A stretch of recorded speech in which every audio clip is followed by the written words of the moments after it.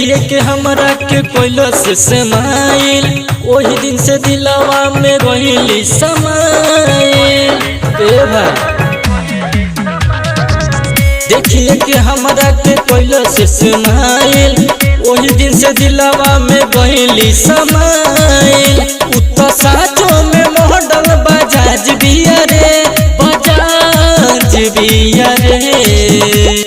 भैया के साली रे यार बड़ीला जवाब दिया रे। भैया के साली हमार बड़ीला जवाब दिया रे। डीजे अमित तिवारी अपहर।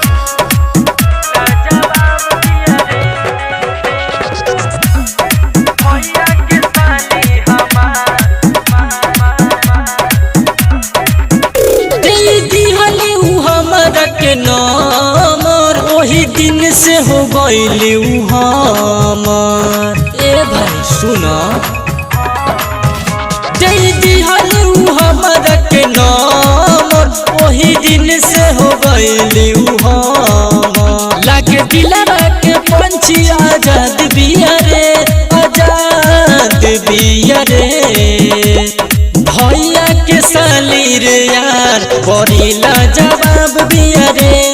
भैया के साली हमार बड़ीला जवाब दिया रे।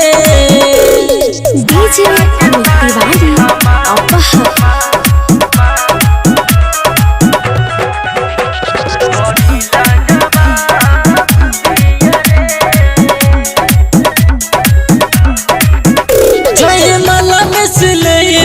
रोज हो सटे जावे पकनी पर पोज हो।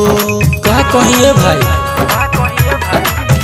जय माला में से ले रोज हो सटे जावे पकनी पर पोज हो। राना कहो गिरला खिलन गुलाब बिया रे गुलाब बिया रे।